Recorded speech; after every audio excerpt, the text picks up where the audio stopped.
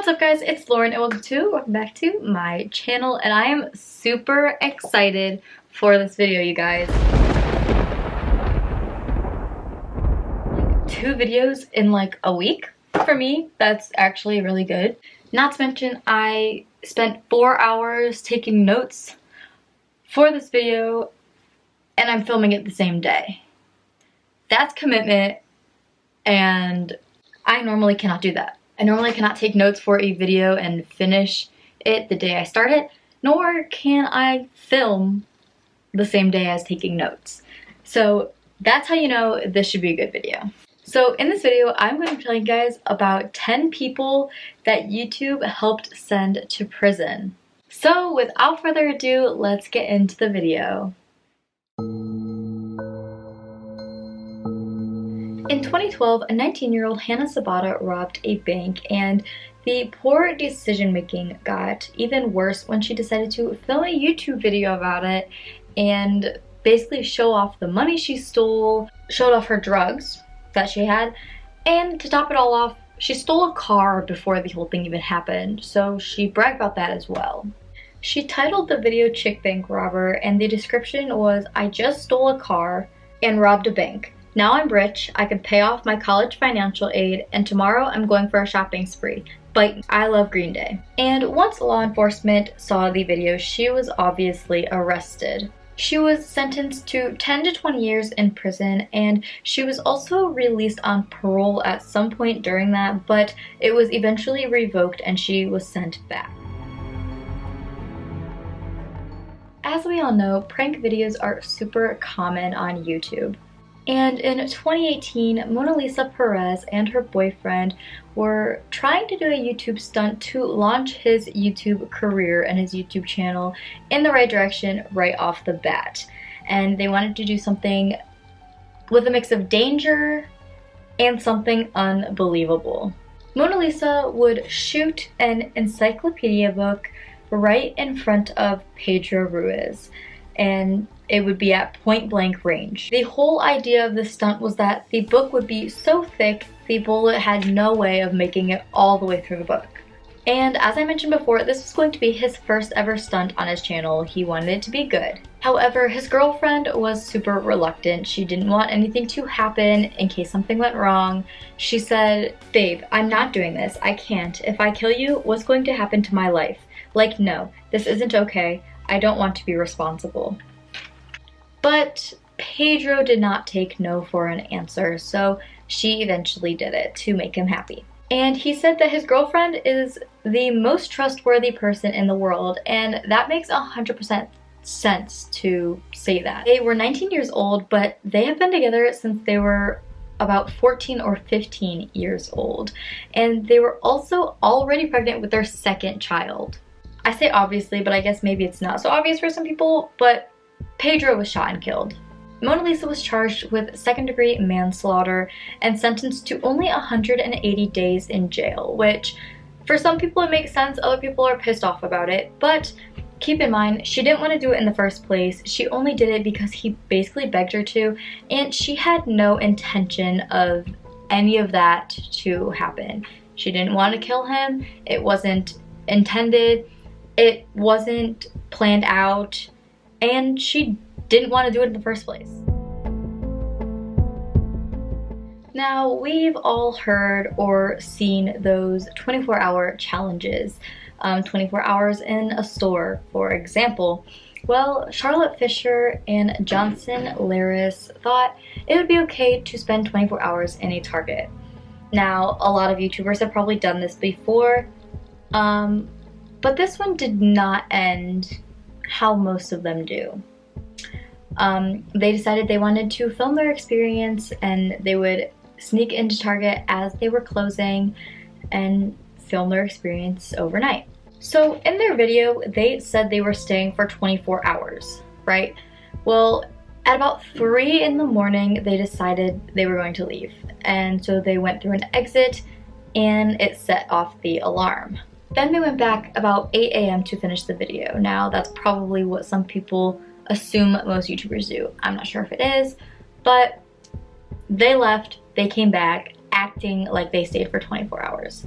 Obviously they got caught, arrested, whatever, and their bail restrictions were set to they could not go to any Target in the state of Pennsylvania ever again.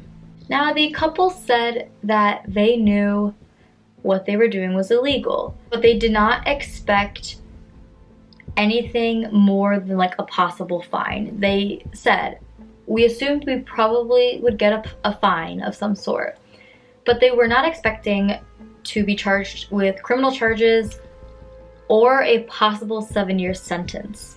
They were eventually charged with criminal trespassing and conspiracy. A man from Michigan, Evan Emery, made terrible judgment while trying to make a joke.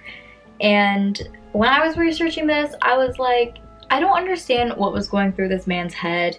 I don't know why he thought that would ever be a good prank to pull, but let me tell you more.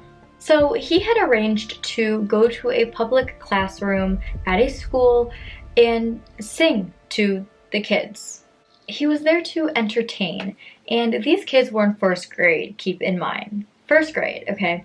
And the song was called Innocent by the superintendent. Like that's the one he wanted him to do. However, Emery was planning a prank. So he took a video of the kids reacting to his initial song, the one he was supposed to be singing.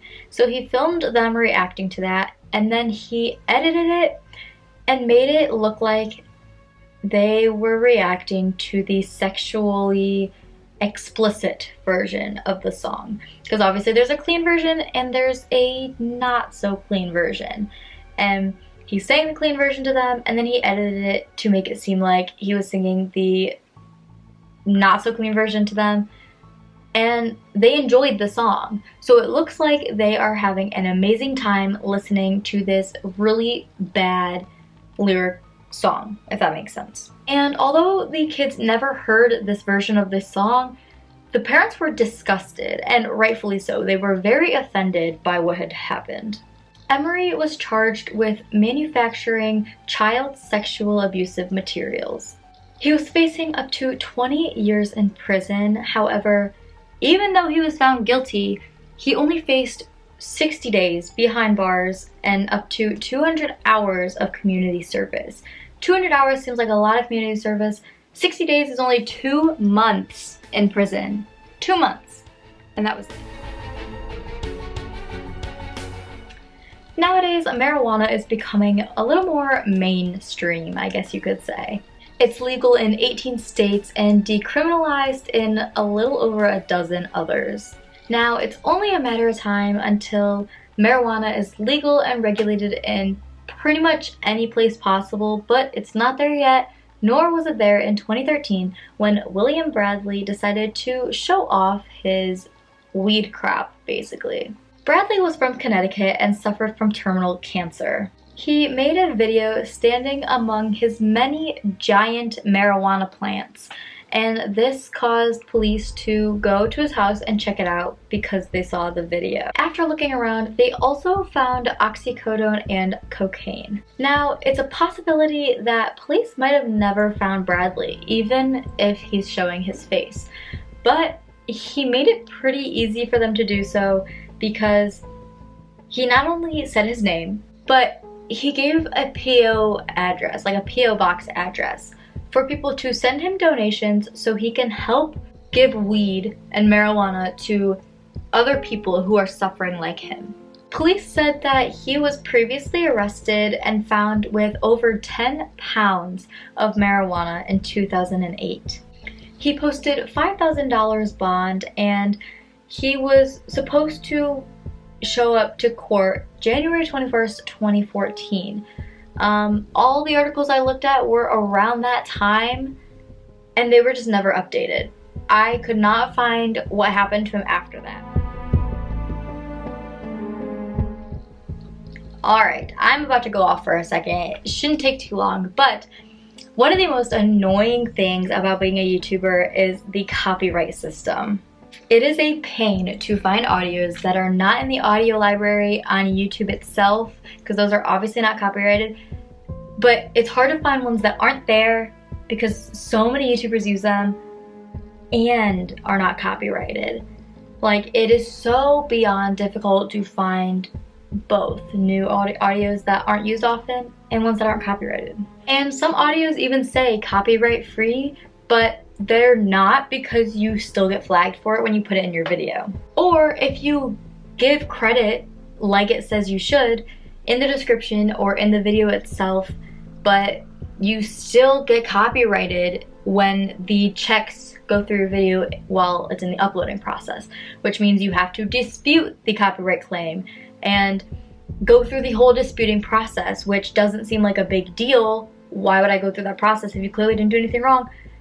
You will get punished if you get too many copyright strikes and copyright claims. You can get your YouTube channel taken down, like completely deleted. You could get fined even, or something even worse can happen, which is what happened to this YouTuber right now. Bill Omar Carrasquillo, I think that's how you pronounce it. And he faces almost unheard of piracy charges. He was running an entire illegal streaming service, and he documented the entire thing on his channel, which I didn't watch any of his videos, but he seems like the type of YouTuber, kind of like Logan Paul and Jake Paul. I feel like something happens to them that maybe is not the best, and they will use it to their advantage to get views out of it, if that makes sense. Because a lot of the videos on his channel were about it, saying, I'm getting sued, my court appearance, stuff like that. He also advertised his pirate streaming service, which allowed his subscribers to watch pay-per-view events and live cable channels and more. And once the FBI came for him, he even filmed and live streamed that as well. According to the charges, he and partners made about $30 million off of these customers that they had who were subscribing to this streaming service, basically. He used the money to buy jewelry, nice cars, even a mansion, and all of that right there is what he would show off in his videos to his subscribers. And he has about 800,000 subscribers. I think right now it's at like 808,000. He pled guilty to fraud, tax evasion, money laundering, and copyright crimes. If convicted, he could be placed up to 514 years behind bars, but the plea agreement was not like very specific. Like, they did not release the details of it. Mob boss Antonio Montello was a fugitive of the law until he randomly, supposedly saw the light. He even got baptized, and it was filmed. Police found the video and recognized the landscape and the pastor doing the baptism, and so they knew exactly where to find him. And even though he supposedly turned over a new leaf, he would not take responsibility for his actions of what he had previously done, why he was a fugitive in the first place. So police had to track him down and arrest him. And this also really surprised the pastor. I think he was saying all good things about Antonio. He was like, he seems very quiet, reserved. He doesn't seem like that type of person whatsoever. And he was already on the run from a 5-year sentence for drug trafficking. And that's all I know about that case. It's pretty simple, pretty short. That's all the info I have. David Murray and Timur Hyrov filmed a video for a YouTube channel called Vehicle Villains. They raced Porsches from Scotland to Wales at over 100 miles per hour. The police saw the video and arrested the boys, and they got 8 months in prison and 18 months of not being able to drive at all. And then once that 18 months is up, they have to take an extended version of a driver's test, basically, to get their privileges back. Okay, I am definitely going to butcher this name, so I apologize. Mark Farron Cloud expired, I think. I'll put it on the screen. It could be Claude. I really don't know. He was a former mobster who had been on the run since 2014, but he also loved cooking. And this hobby led him to start a cooking channel. And obviously, as a fugitive, he knew being on camera was super risky, so he never showed his face. However, he was covered in very distinct tattoos that were not hidden. He was arrested in the Dominican Republic and taken back to Italy, and supposedly he was charged or accused of drug trafficking, which is why he was a fugitive in the first place. Now, this one is not YouTube, but it is still social media related. Chosen Hannah was trying to make a name for himself on TikTok. However, the FBI arrested him because of his shoes. The shoes he wore in one of his dancing TikTok videos were the same shoes, like the identical pair of shoes that were seen on camera for a robbery, and supposedly he was very well disguised, but the shoes were very distinctive. He committed 4 armed robberies within the span of 2 months, but he eventually admitted to all of these crimes. If he gets convicted, he could face maximum imprisonment of over 20 years. If you guys want me to go more in depth on any of these cases, please let me know. I could do a YouTube video on all of them separately if you would like me to. I go way more into depth because this was just a brief summary.